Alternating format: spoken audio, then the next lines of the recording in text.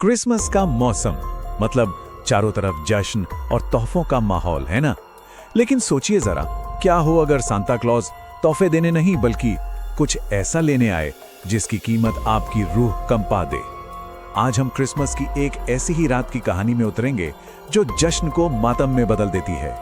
जरा सोचिए कि सांता की वो लाल झोली इस बार तोहफों से नहीं बल्कि एक 20 साल पुराने दबे हुए राज से भरी हो। यही वो एक सवाल है जो इस पूरी कहानी की जड़ में है, और यही सवाल क्रिसमस की उस रात को एक बहुत ही भयंकर मोड़ देने वाला है। चलिए तो कहानी के पहले हिस्से में चलते हैं। एक शानदार क्रिसमस पार्टी जो बस कुछ ही पलों में एक बुरे सपने में तब्दील होने वाली थी। तो राजन और कनिका का घर है, मेहमानों से भरा हुआ, चारों तरफ खुशियां ही खुशियां हैं। लेकिन उस रात अगर कोई सबसे ज्यादा एक्साइटेड था तो वो थी उनकी 10 साल की बेटी पिंकी।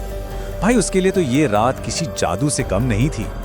आखिरकार सांता से मिलने वाली रात जो थी, पिंकी की तो बस एक ही जिद थी कि कुछ भी हो जाए वो सांता से मिलकर ही रहेगी। उसके माता पिता वो तो इस बात पर बस मुस्कुरा रहे थे। वो इस बात से बिल्कुल अनजान थे कि ये जो मासूम सी इच्छा है ना, ये जल्द ही एक भयानक हकीकत बनने वाली है। और तभी दरवाजे पर दस्तक होती है, और कौन आता है? एक सांता क्लॉज। अब बच्चे तो खुशी से झूम उठे। पिंकी और उसका दोस्त डेविड तुम्हारे खुशी के पागल हो गए। लेकिन राजन और उसके दोस्त चार्ल्स के चेहरे पर एक सवाल था। आखिर इसे पार्टी में बुलाया किसने था? सांता ने बच्चों को चॉकलेट दी और फिर अचानक उसका वो हंसता हुआ चेहरा एक खौफनाक डरावनी शक्ल में बदल गया।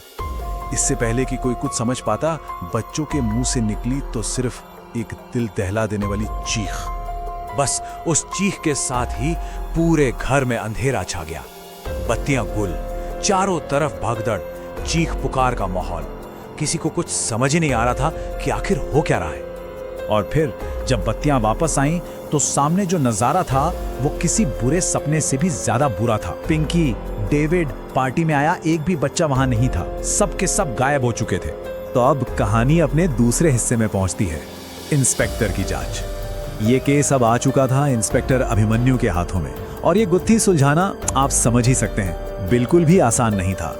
अब इंस्पेक्टर अभिमन्यु के लिए ये केस बहुत ही अजीब था। ना कोई सुराग, ना फिरौती के लिए कोई कॉल।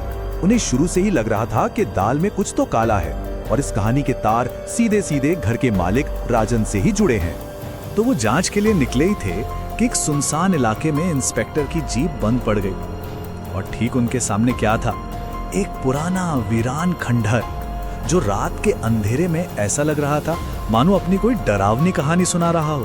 तभी इंस्पेक्टर की नजर उस खंडहर की छत पर गई, और वहां कौन था? वही सांता। एक अजीब सा, जैसे कोई वहशी नाच कर रहा हो। और इससे पहले कि वो कुछ समझ पाते, खंडहर के अंदर से बच्चों की चीखें गूंजने लगी। अंदर का जो मंजर था वो रूह कपा देने वाला था। ज्यादातर बच्चे तो मिल गए बेहोश थे, लेकिन जिंदा थे। मगर 2 बच्चों की बड़ी बेरहमी से हत्या कर दी गई थी, और वो बच्चे कोई और नहीं, राजन की बेटी पिंकी और चार्ल्स का बेटा डेविड थे। अब आता है कहानी का तीसरा और शायद सबसे खौफनाक हिस्सा, कातिल सांता की वापसी। क्योंकि ये कहानी अभी खत्म नहीं हुई थी। असल में बदला तो अभी बाकी था। अगली रात जब दोनों परिवार अपने बच्चों के गम में डूबे हुए थे, दरवाजे पर जोर जोर से कोई दस्तक देता है। दरवाजा खोला तो सामने वही कातिल सांता खड़ा था।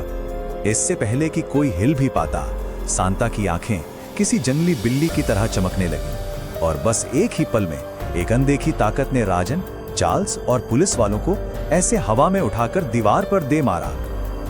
अब ये बात साफ थी कि ये कोई इंसान नहीं है। और फिर सबके कांपते हुए जिस्मों के सामने उस सांता का चेहरा बदलने लगा। मास्क के पीछे से एक बूढ़े झुर्रियों वाले आदमी का चेहरा बाहर आया।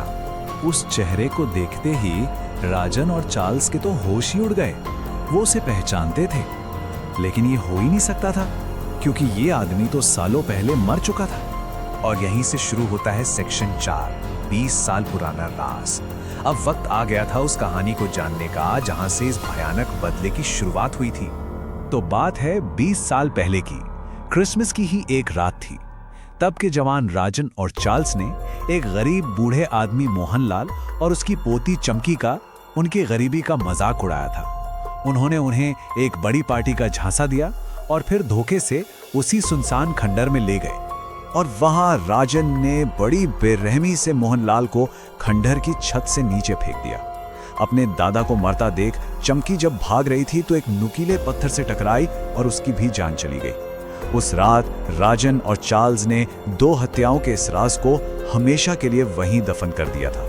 और अब कहानी का आखिरी हिस्सा, कब्र से लिया गया बदला, क्योंकि वो राज दफन नहीं हुआ था, वो बस सही वक्त का इंतजार कर रहा था। जब इंस्पेक्टर को होश आया तो कमरा खाली था, सिवाय फर्श पर पड़े राजन, चार्ल्स और कनिका के कटे हुए सिरों के। मोहनलाल की आत्मा ने अपना इंतकाम पूरा कर लिया था। तो ये सिर्फ एक भूत की कहानी नहीं है, ये एक सवाल भी खड़ा करती है कि जब इंसाफ किसी को दशकों तक नहीं मिलता तो क्या बदला ही न्याय का एक रूप बन जाता है। ये कहानी हमें ये सोचने पर मजबूर करती है कि हमारे कर्म चाहे कितने भी पुराने क्यों ना हो, एक न एक दिन लौटकर जरूर आते हैं। इस बारे में सोचने वाली बात तो है ना?